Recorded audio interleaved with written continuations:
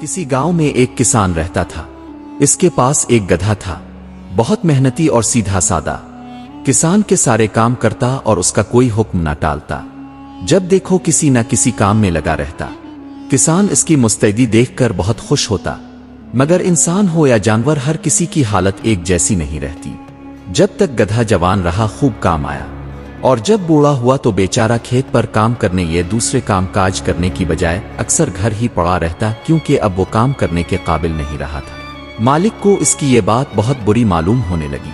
थोड़े दिन तो इसने सब्र किया। आखिरकार वो गधे से बेजार हो गया और अब उसने दिल में ठान ली कि इस गधे को रखना बेकार है, इसे मार डालना चाहिए और उसकी जगह कोई नया मोटा ताजा गधा लाना चाहिए जो खूब काम कर सके। किसान ने यह भी ख्याल न किया कि जब तक ये जवान था इसने सब काम किए और कभी टाल मटोल नहीं की, मगर अब बुढ़ापे में इसे निकाल दे। मगर आदमी अक्सर गज का अंधा होता है। जब इसने देखा कि गधा अब किसी काम का नहीं रहा तो उसने इसकी तरफ से आंखें फेर ले। एक दिन वो अपने किसी दोस्त से कह रहा था, भाई मैं अब इस गधे से तंग आ चुका हूं। कम वक्त पड़े पड़े खाता रहता है, किसी काम का न काज का। मेरा दिल करता है किसी दिन इसे मार कर ठंडा कर दूं और कोई मोटा ताजा गधा खरीद लाऊं। इस तरह कब तक इसे खिलाता रहूंगा। गधे की किस्मत अच्छी थी कि इसने मालिक की ये बात सुन ली। इसके दिल में फौरन यह ख्याल आया कि अब इसे जल्द अज जल्द यहां से भाग जाना चाहिए, वरना किसी दिन ये किसान इसकी जान ले लेगा। इसने सोचा कि जितना जल्द मुमकिन हो जंगल में जाकर कहीं आराम करने की जगह तलाश करनी चाहिए। चुनांचे एक दिन जब गधे ने देखा कि इसका मालिक घर में मौजूद नहीं है तो वो चुपके से वहां से निकल भागा और जंगल की तरफ चल पड़ा। अभी वो थोड़ी ही दौड़ चला था कि रास्ते में इसकी मुलाकात अपने वफादार दोस्त कुत्ते से हो गई, जो थका हारा एक तरफ पड़ा सो रहा था। इसके चेहरे से परेशानी और थकन साफ झलक रही थी। गधे ने इसे आहिस्तगी से जगाया और उसकी खैरियत दरियाफ्त की। कहो दोस्त, क्या हाल है? इतने गमगीन क्यों नजर आ रहे हो? कुत्ता दुख भरी आवाज में बोलने लगा, भाई अब क्या बताऊं? तुम जानते ही हो कि मैं अब बूढ़ा हो चुका हूं। जो काम मैं पहले आसानी से कर लिया करता था अब वो मेरे बस में नहीं रहे। मालिक ये कैसे बर्दाश्त करता कि बगैर काम के मुझे खाना दे। कल मैंने इसे अपने एक दोस्त से ये कहते सुना कि वो मुझे मार डालने का इरादा रखता है। इस बात को सुनने के बाद से ना मुझे चैन आया है और ना भूख लगी है। आज बड़ी मुश्किल से छुप कर यहाँ से भाग आया हूँ, मगर अब ये सोचकर परेशान हूँ कि बाकी जिंदगी कहाँ और कैसे गुजारूंगा। इसी फिक्र ने मेरा ये हाल कर दिया है। अब तुम अपनी सुनाओ, तुम यहाँ कैसे आ गए? गधा बोला, भाई सच कहूं तो जो हाल तुम्हारा है वही मेरा भी है। आओ हम दोनों मिलकर जंगल में रहेंगे और जिंदगी के बाकी दिन सुकून और आराम से गुजारेंगे। ये सुनकर कुत्ता बहुत खुश हुआ और दोनों दोस्त मिलकर जंगल की तरफ रवाना हो गए। अभी वो थोड़ी ही दूर चले होंगे कि रास्ते में उन्हें मालिक और मालिकन का दिल बहलाने वाली बेली मिल गई। वो निहायत गमगीन और उदास दिखाई दे रही थी। दोनों ने इसे सलाम किया और पूछा, क्या बात है खाला बेली, आज अब बहुत परेशान नजर आ रही है? बेली ने आह भरते हुए जवाब दिया, बात कुछ नहीं, अब मुझ में पहले जैसी ताकत नहीं रही। अब मुझसे चूहे नहीं पकड़े जाते। तुम तो जानते ही हो कि बुढ़ापा इंसान को कैसे सताता है। जब तक मैं काम की थी सब मेरा बहुत ख्याल रखते थे और मालिकन तो हर वक्त मुझे गोद में बिठाए फुर्ती थी, मगर अब सब ने मुझसे मुंह मोड़ लिया है। रात में ने मालिकन को पड़ोसन से ये कहते सुना कि ये मोटी बेली अब किसी काम की नहीं रही, इसे समंदर में फेंक दूंगी। जान किसको प्यारी नहीं होती। ये बात सुनते ही मैं आज सुबह अपनी जान बचाकर वहां से भाग आई हूं। अब यही फिक्र लाहिक है कि कहां जाऊं और अपना पेट कैसे पालूं। ये सुनकर गधा बोला, नहीं खाला बेली, अब फिक्र ना करें, आप भी हमारे साथ चली। हम सब जंगल जा रहे हैं, वहां मिलजोल कर सुकून से रहेंगे। ये सुनकर बेली खुश हो गई और खुशी खुशी गधे और कुत्ते के साथ चल पड़ी। कुछ आगे जाकर ये तीनों एक खेत के करीब पहुंचे तो वहां उन्हें मियां मुर्ग नजर आया। वो भी उनका पुराना दोस्त था और हमेशा मजे से कुकू कुकूविक का गीत गाया करता था, मगर इस दिन इसकी हालत भी बहुत अफसुर्दा थी। गधे ने इसे उदास देखकर कहा, कहो भाई मुर्ग, तुम इतने गमगीन क्यों हो? मुर्ग ने रंजीदा आवाज में जवाब दिया, कुछ मत पूछो दोस्त, मैं बहुत परेशान हूं। आज सुबह तक मुझे कोई गम ना था। दिल ही दिल में शुक्र अदा कर रहा था कि खुदा का करम है, आराम से खाता पीता हूं और जिंदगी गुजार रहा हूं। मगर थोड़ी ही देर में मेरी ये खुशी मिट्टी में मिल गई। मालिकन ने अपनी बेटी से कहा, बेटी तेरा चचा आने वाला है, हमें इसकी दावत करनी है। یہ ہمارا مرغ بہت موٹا ہو گیا ہے، اسے حلال کر کے مزے سے قورمہ بنا کر کھائیں گے، جس سے وہ بہت خوش ہوگا۔ بھائی گدھے، مالکن نے تو یہ بات یوں ہی کہہ دی تھی، مگر جب سے میں نے یہ سنا ہے میری تو آدھی جان ہی نکل گئی ہے۔ اب اس گھر میں رہنا اپنی جان کو خطرے میں ڈالنے کے برابر ہے، اسی لیے میں وہاں سے اڑتا پھڑکتا اس کھیت تک آ پہنچا ہوں۔ اچھا ہوا کہ تم لوگوں سے ملاقات ہو گئی، اب بتاؤ میں کیا کروں؟ گدھے نے کہا، میاں مرغ اب سوچنا کیا ہے، تم بھی ہمارے ساتھ ہو جاؤ۔ یوں یہ چاروں دوست ایک دوسرے کا ساتھ دے کر زندگی گزارنے پر راضی ہو گئے۔ گدھے نے مرغ سے کہا، تم صبح سویرے اذان دیا کرنا اور ہم سب کو نیند سے جگا دیا کرنا۔ یہ بات مرغ کو بہت پسند آئی۔ گدھا، کتا، ایبلی اور مرغ چاروں خوشی خوشی ایک ساتھ چلتے جا رہے تھے۔ جب پورا دن گزر گیا اور سورج غروب ہونے لگا تو وہ ایک ہرے بھرے جنگل میں پہنچے جہاں ٹھنڈی ٹھنڈی ہوا چل رہی تھی اور قریب ہی ایک صاف و شفاف چشمہ بہہ رہا تھا۔ انہوں نے ایک گھنا درخت دیکھا اور وہیں ٹھہرنے کا فیصلہ کیا۔ جان بچ جانے کی خوشی میں انہوں نے خوب شکر ادا کیا۔ جب سونے کا وقت آیا تو گدھے اور کتے نے درخت کے نیچے اپنا ٹھکانہ بنایا۔ بیلی نے درخت کی ایک شاخ پر جگہ بنا لی اور میاں مرغ نے بھی درخت کی ایک اونچی شاخ پر آرام کرنے کا ارادہ کیا۔ لیکن جب مرغ اس اونچی شاخ پر پہنچا تو اسے کچھ فاصلے پر روشنی نظر آئی۔ اس نے فوراً اپنے دوستوں کو آواز دی، مجھے اس جنگل میں تھوڑی دور کہیں روشنی دکھائی دے رہی ہے، اگر تم ہمت کرو تو آؤ چل کر دیکھیں یہ کہاں سے آ رہی ہے، شاید وہاں ہمیں اس سے بہتر ٹھکانہ مل جائے۔ یہ سن کر گدھا بہت خوش ہوا۔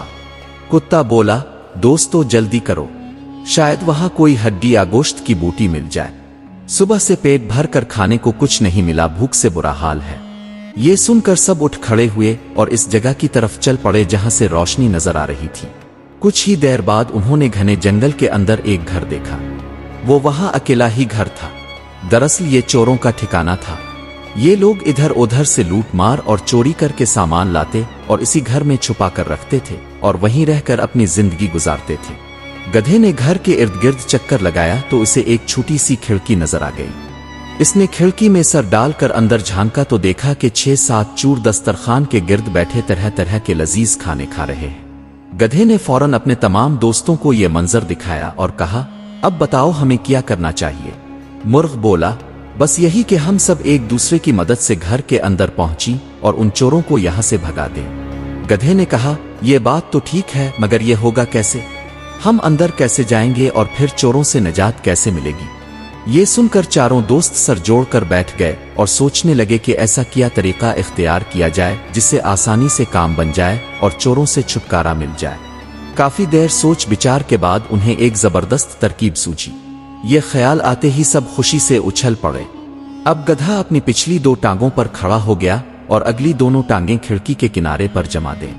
اس کے بعد کتا اچھل کر گدھے کی پیٹھ پر جا بیٹھا، بیلی کتے کی پیٹھ پر سوار ہو گئی اور مرغ بیلی کی پیٹھ پر جا بیٹھا۔ پھر سب نے مل کر زور زور سے آوازیں نکالنا شروع کر دیں۔ گدھا ہنانانے لگا، کتا زور زور سے بھونکنے لگا، بیلی میاؤں میاؤں کرنے لگی اور مرغ نے کوکو کوکووک کی بلند آواز لگائی۔ چاروں کی آوازیں مل کر رات کے سناٹے میں ایسی خوفناک آواز بن گئیں کہ سننے والوں کے دل دہل گئے۔ چوروں کا تو برا حال ہو گیا۔ وہ گھبرا کر سوچنے لگے کہ نہ جانے کون سی آفت آ پڑی ہے جو ایسا ہولناک شور مچ رہا ہے۔ اسی دوران یہ چاروں ایک ایک کر کے کھڑکی کے اندر اترنے لگے۔ ان کے داخل ہونے سے ہوا کا زوردار جھونکا آیا اور گھر میں جلتا ہوا چراغ بجھ گیا۔ چوروں کو یقین ہو گیا کہ گھر میں کوئی بلا خطرناک مخلوق گھس آئی ہے۔ اب ان کے پاس بھاگنے کے سوا کوئی راستہ نہ تھا، چنانچہ وہ سب کچھ وہیں چھوڑ کر جان بچانے کے لیے سر پر پاؤں رکھ کر بھاگ نکلے۔ یوں گھر بالکل خالی ہو گیا۔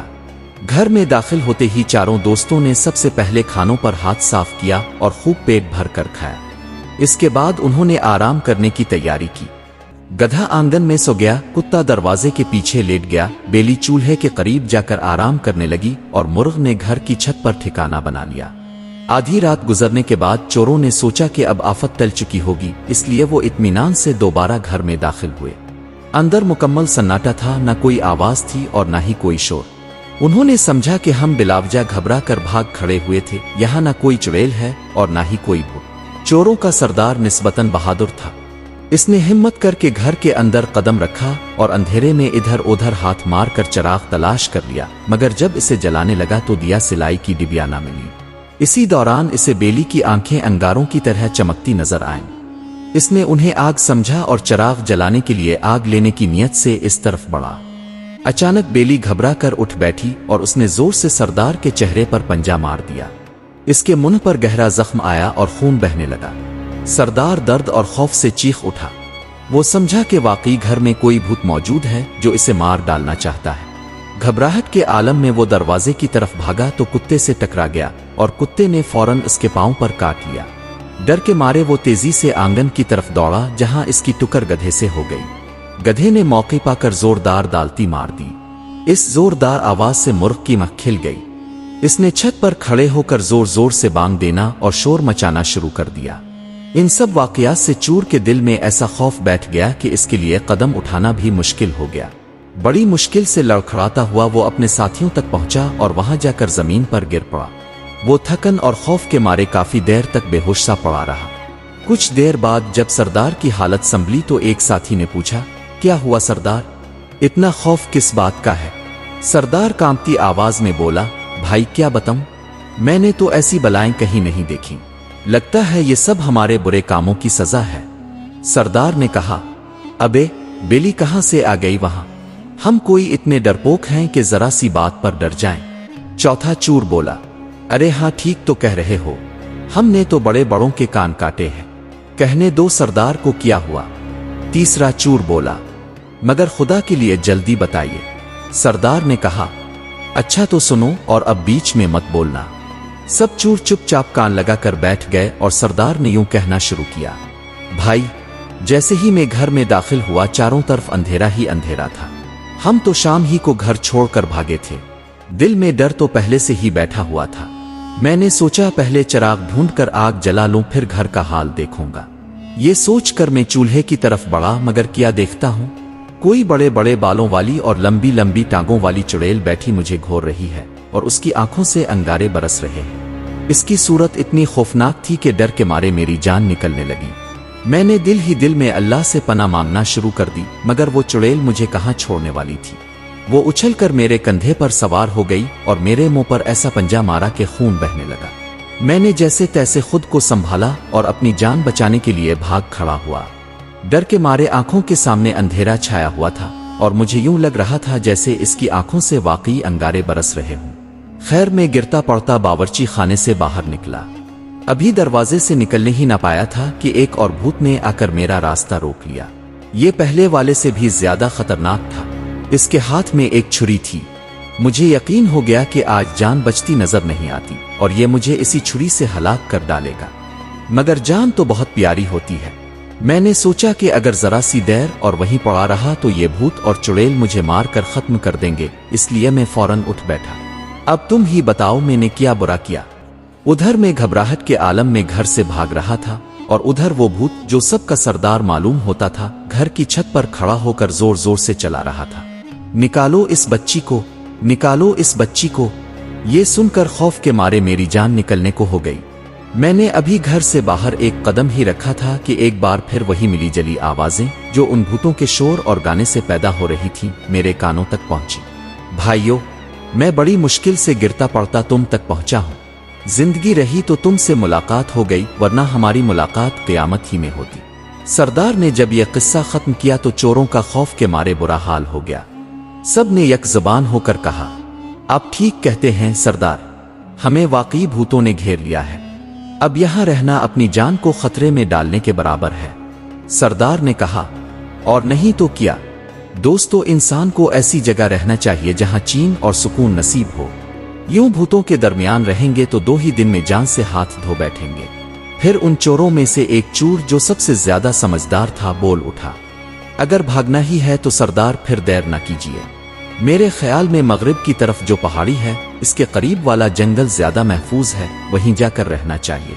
सरदार ने बाकियों से पूछा, क्यों दोस्तों, तुम्हारी क्या राय है?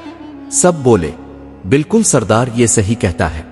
वहां से बस्ती भी ज्यादा दूर नहीं है और छुपने का ठिकाना भी बहुत अच्छा है।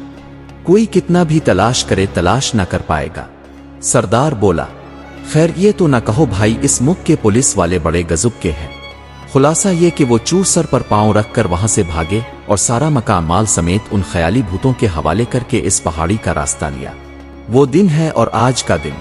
ان چوروں نے پھر اس گھر کی طرف مڑ کر بھی نہ دیکھا۔